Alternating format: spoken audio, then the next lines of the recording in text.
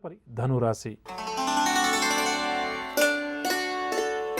ధనురాశి వారికి ఆర్థిక వ్యవహారాలు కాస్త నిరాశ కలిగిస్తాయి. ప్రయాణాలు కూడా అనుకోకుండా చేయాల్సి వస్తుంది. కుటుంబ సభ్యులతోటి వీరికి వైరం కూడా ఏర్పడుతుంది.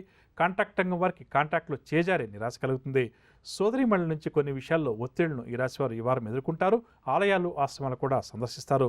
చర్మ సంబంధిత రుగ్మతల వల్ల కొంతవరకు వీరికి ఇబ్బందికరంగా గడుస్తుంది. వ్యాపార వర్గాల వారికి వ్యాపారంలో లాభ నష్టాలు సమానంగా ఉంటాయి. ఉద్యోగ వర్గాల వరకేమో పని భారం అధికమవుతుంది. కళాకారులకు కూడా కొంత నిరాశగానే గడుస్తుంది. శీల క్రయ విక్రయాల్లో స్వల్ప లాభాలు. ఇక నక్షత్రపరంగా చూస్తే మూలా నక్షత్రం వారికి బుధవారం కార్యజయం, భూ సంబంధిత విషయాల్లో లాభాలు చేతికంతాయి. శనివారం భార్యాభర్తల మధ్య వివాదాలు అధికమవుతాయి. అనారోగ్య సమస్యలు కూడా అధికమవుతాయి. పూర్వాషాఢ వారికి ఆదివారం యత్న కార్యసిద్ధి, విందు వినోదాల్లో పాల్గొంటారు. బుధవారం మానసిక అశాంతి అధికమవుతుంది. చోర భయం కూడా అధికంగా ఉంటుంది. కావున విలువైన వస్తువుల విషయంలో జాగ్రత్త వహించాలి. ఉత్తరాషాఢ 1వ పాదం వారికి మంగళవారం శుభవర్తమానాలు అందుతాయి. అదనపు రాబడి కూడా ఉంటుంది. గురువారం వ్యయ ప్రయాసలు, బంధు విరోధాలు ఏర్పడే అవకాశం కూడా అధికంగా ఉంది. ధనురాశి వారు ఎవరైతే ఈ వారం దక్షిణ దిశపై ప్రయాణం చేస్తారో వారు అనుకూల ఫలితాలు సాధిస్తారు. పరిహార విషయానికి వస్తే ధనురాశి వారు ఈ వారం ప్రతి ఒక్కరూ కూడా ప్రతినిత్యం నవగ్రహ ఆరాధన చేయడం, నవగ్రహ స్తోత్రాలు ప్రతినిత్యం యథాశక్తిగా పఠించడం చాలా మంచిది. తదుపరి మకర రాశి. మకర రాశి వారికి ఈ వారం పలుకుబడి కలిగిన వ్యక్తులతోటి పరిచయాలు ఏర్పడతాయి. ఆర్థిక వ్యవహారాలు కూడా ఈ వారం వీరికి సంతృప్తికరంగా ఉంటాయి. కొన్ని సంఘటనలు ఆశ్చర్యపరుస్తాయి. వివాదాల నుంచి కూడా ఈ వారం వీరు బయటపడతారు. తీర్థయాత్రలు కూడా చేస్తారు. ప్రత్యర్థులు కూడా స్నేహితులుగా మారతారు. భూ సంబంధిత వివాదాలు కొలిక్కి వస్తాయి.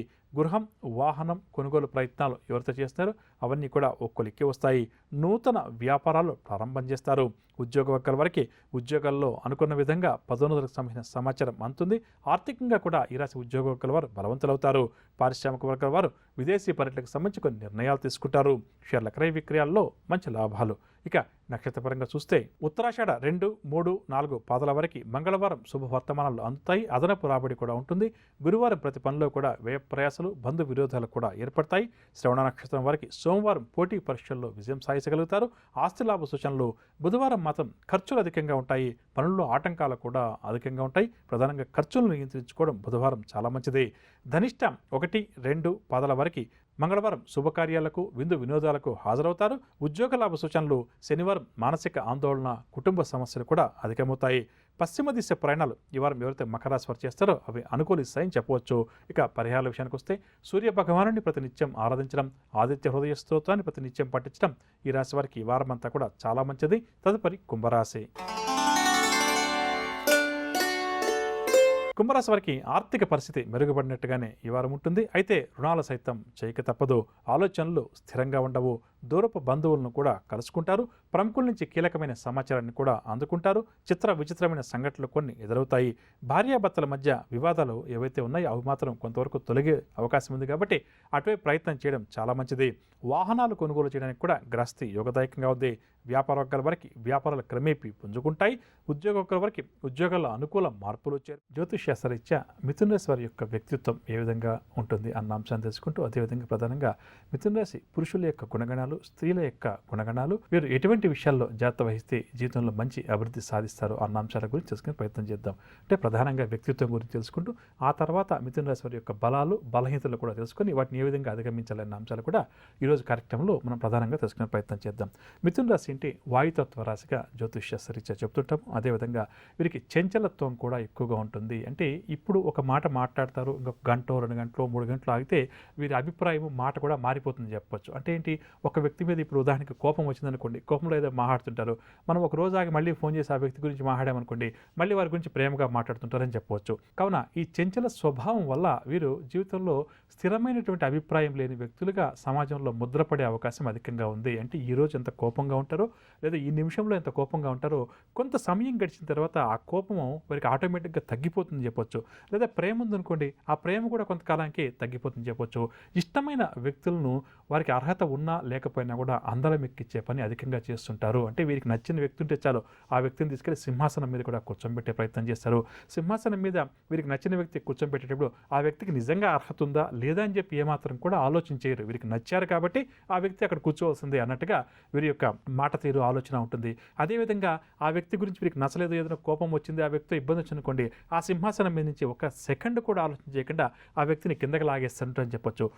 మొట్టమొదటిగా సింహాసనం మీదకు ఆ వ్యక్తిని కూర్చోబెట్టడం ఎంత పాజిటివ్గా వారి గురించి మాట్లాడారో, అదేవిధంగా ఏంటంటే ఆ సింహాసనం మీద నుంచి ఆ వ్యక్తిని కిందకి లాగినప్పుడు కూడా ఆ వ్యక్తి గురించి, అంటే ఆ వ్యక్తిలో ఉన్నటువంటి చెడు లక్షణాలు ఏవైతే ఉన్నాయో దాన్ని అదే విధంగా వీరు ఎదుటి వ్యక్తులకి చెప్పి ఒప్పించగలుగుతారు. మంచి మాటకారితనం ఉంటుంది. ఒక్కసారి వీరు మాట్లాడడం అంటూ మొదలుపెడితే వారి మాట తీరుకు మనందరం కూడా ముగ్ధులైపోతామని చెప్పొచ్చు. కాబట్టి ఇంకా మనకి మాట్లాడే అవకాశం అంటూ ఏముండదు. వారు ఏదైతే ఆ నిజంలో చెప్తారో అవును ఇది ఇంతే కదా అని మనకు అనిపిస్తుంది. ఆ తర్వాత 2 రోజుల తర్వాత వారు ఇంకోలా చెప్పాను కూడా అదే విషయాన్ని, అది కూడా మనకు నిజమేలా అనిపిస్తుంది. అంటే ఏంటంటే వీరికి ఉన్నటువంటి విషయ పరిజ్ఞానం కావచ్చు, వాక్చాతుర్యం అంటారే, అది ఏదైతే ఉందో దాన్ని వీరు ఎదుటి వ్యక్తుల్ని ఒప్పించడానికి చక్కగా కూడా ఉపయోగిస్తుంటారని చెప్పొచ్చు. సాధ్యమైనంత వరకు ఇతరుల నుంచి ఫ్రీగా రావాలి అని చెప్పి ఏది కూడా ఎప్పుడు కూడా కోరుకోరు. కానీ మిథున రాశి వారు సాధ్యమైనంత వరకు ఎదుటి వ్యక్తులను లొంగ తీసుకోవాలంటే మనం మామూలుగా అంటుంటాం కదా, సామధాన దండోపాయాలని చెప్పేసి, ఆ విధంగా ఎదుటి వ్యక్తి యొక్క బలహీనత, ఎదుటి వ్యక్తి యొక్క మంచితనాన్ని కానీ వీరు వారి గురించి లోతుగా అధ్యయనం చేస్తారు.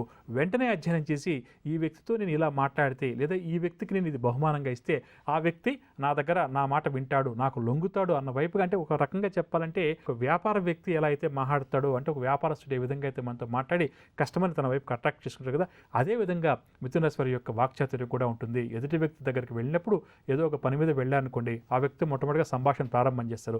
ఆ వ్యక్తికి ఇక్కడ ఇతను చెప్పేది నచ్చట్లేదు లేదా ఏదో అనిపించింది అనుకోండి, వెంటనే వీరు ఏంటంటే మాట తీరుని కానీ ఇంకో దాన్ని కానీ మార్చేసి వారి దారి లేక వీరు వెళ్ళిపోయో, వీరి దారి లేక వాళ్ళు తెచ్చుకున్న మొత్తం మీద పని మాత్రం దిగ్విజయంగా పూర్తి చేసుకుని వస్తారని చెప్పొచ్చు. అదేవిధంగా చిన్న వయసులో, అంటే పుట్టినప్పటి నుంచి కొంతవరకు వీరు కష్టాలు, ఇబ్బందులు వీరు ఎదుర్కొన్నప్పటికీ కూడా వయసు పెరిగే కొద్దీ వీరికి, అంటే దాదాపుగా 20 సంవత్సరాలు దాటినప్పటి నుంచి కూడా మంచి విజయాలు నమోదు చేస్తారు. సంఘంలో మంచి స్థాయికి ఎదుగుతారు. వయసు పెరిగే కొద్దీ కూడా, అంటే ఉదాహరణకి 25 ఏళ్ళ నుంచి వాళ్ళ యొక్క మంచి జీవితం ప్రారంభమైంది అనుకుందాం, మంచి స్థితికి ఎదగడం మొదలు పెడితే 25 సంవత్సరాల నుంచి 35, 35 నుంచి 45 ఇలా చూసుకుంటూ వెళ్ళామనుకోండి, జీవితంలో మంచి అభివృద్ధి ఉంటుంది. డబ్బు ఎక్కడ అవసరం లేదా వీరికి ఎక్కడ నచ్చుతుందో అక్కడ ₹1,00,000 ఖర్చు పెట్టడానికి ఒక సెకండ్ కూడా వీరు ఆలోచించేయరు. అదే ఎక్కడైతే వీరికి ఇష్టం లేదో అక్కడ ₹1 ఖర్చు చేయడానికి కూడా, ఒక 100 మంది వెళ్ళి చెప్తే కూడా ఇక్కడ ఏం అవ్వదండి, ₹1 మీరు ఖర్చు పెట్టండి అంటే నేను ఎట్టి పరిస్థితి కూడా ఖర్చు చేయనని చెప్పి కూడా చెప్తారని చెప్పవచ్చు. అంటే ఇందాక చెప్పినట్టు వీరికి నచ్చిన వారిని అందులో ఎక్కించడం, నచ్చకపోతే కిందకి లాగేయడం, అదేవిధంగా ఏంటంటే నచ్చిన చోట ₹1,00,000 అప్పు చేసినా సరే ఖర్చు పెట్టడం, నచ్చని సందర్భంలో ఎదుటి వ్యక్తికి నిజంగా అవసరం ఉంటే కూడా ₹1 ఇవ్వడానికి కూడా వీరు ఏమాత్రం కూడా ఇష్టపడరని చెప్పవచ్చు. కొంతవరకు ఇటువంటి విషయాల్లో కొంత జాగ్రత్త వహించి కొంత మార్పు చేర్పులు, అంటే నిజంగా చెప్పాలంటే ఒక వ్యక్తిని మనము మనకున్న అధికారం ద్వారా, మనకున్న పరిచయాల ద్వారానో ఒక స్థాయిలో కూర్చోబెట్టేటప్పుడు ఆ వ్యక్తి గురించి, ఆ వ్యక్తికి ఉన్న అలవాట్ల గురించి లేదా ఆ వ్యక్తి యొక్క మాట తీరు ఇవన్నీ కూడా ముందే ఒకసారి మనము జాగ్రత్తగా చూసుకుని ఆ తర్వాత ఆ పని చేయడం మంచిది. లేకపోతే మన మీద ఒక నిర్ణయం తీసుకున్న తర్వాత దాన్ని ఎటుగా మార్చుకోలేం కాబట్టి అప్పుడు ఇబ్బంది అవుతుంది. కానీ మిథున రాశి వారికి ఉన్నది ప్రధానమైన ఆయుధం ఏంటంటే వారి మాట అని చెప్పొచ్చు. ఎదుటి వ్యక్తి మనసులో ఏముందో ఇట్టే గ్రహించి దానికి అనుకూలంగా మాట్లాడతారు. ఆ మాట ఒకవేళ వాళ్ళు ఏదన్నా కొంచెం చెడుగా మాట్లాడిన ఎదుటి వ్యక్తి నొచ్చుకుంటారని తెలిసిందనుకోండి, వెంటనే ఆ మాట్లాడే విధానాన్ని కూడా మార్చుకుంటారు. మళ్ళీ ఎదుటి వ్యక్తికి మాట్లాడే అవకాశం కూడా ఉండదని చెప్పవచ్చు. మిథున రాశి పురుషుల విషయానికి వస్తే ప్రధానంగా వీరికి ఏంటంటే స్త్రీల పట్ల ప్రేమ, గౌరవం, అభిమానం ఇవన్నీ చాలా ఎక్కువగా ఉంటాయని చెప్పొచ్చు. చెంచల మనస్కులుగా ఉంటారు. ఒక్కసారి ఒక నిర్ణయం తీసుకోవడం, కొంతకాలానికి మళ్ళీ ఆ నిర్ణయాల్లో మార్పులు చేర్పులు కానీ దాన్ని రద్దు చేసుకోవడం కానీ వీరు కాస్త అధికంగా చేస్తుంటారు. సున్నితంగా మాట్లాడతారు, సున్నితంగా కనిపిస్తారు, అందంగా కనిపిస్తారు, ఎదుటి వాళ్ళకి ఆకర్షణీయంగా కనిపిస్తారు. అంటే తమ వస్త్రధారణ కావచ్చు, ఏదైనా కూడా కావచ్చు, ఎదుటి వ్యక్తుల్ని సులువుగా వారిని ఆకర్షించేలా వీరి ప్రయత్నాలు కాస్త అధికంగా చేస్తుంటారు. సంప్రదాయమైనటువంటి జీవితం పట్ల ఆసక్తి ఎక్కువగా ఉంటుంది. మన సంస్కృతిని, సంప్రదాయాన్ని మనం ఉన్నంత వరకు కాపాడాలి అన్న వైపుగా వీరి ఆలోచనలు కానీ వీరి ప్రవర్తన కానీ అటువైపు ఎక్కువ కూడా వీరు ముందుకు వెళ్తుంటారని చెప్పొచ్చు. అదేవిధంగా తమకు ఏదైనా ఒక పని అప్పగిస్తే ఆ పని సమర్థవంతంగా నిర్వహిస్తారు. నవగ్రహ సంచారాన్ని అనుసరించి ద్వాదశ రాశుల వారికి రేపు గ్రహస్థితి ఏ విధంగా ఉంటుంది, ద్వాదశ రాశుల వారు ఎటువంటి విషయాల్లో జాగ్రత్త వహించాలి, ఎటువంటి పరిహారాలు వారు పాటించాలి అన్న అంశాలతో పాటుగా రేపు ఎవరైతే ముఖ్యమైన వ్యవహారాలు ప్రారంభం చేయాలి లేదా కీలక నిర్ణయాలు తీసుకోవాలని చెప్పి అనుకుంటున్నారో వారు ఏ భగవంతుని పూజిస్తే వారి విజయావకాశాలు మెరుగుపడుతున్నాయి అన్న అంశం, దాంతోపాటుగా జ్యోతిష్శాస్త్రరీత్యా మిథున రాశి వారు ఒక స్నేహితుడిగా, ఒక భార్యగా, భర్తగా మరియు ఒక తండ్రిగా ఏ విధంగా ఉంటారు, జీవిత భాగస్వామితోటి ఏ విధంగా ప్రవర్తిస్తారు అన్న అంశాలు.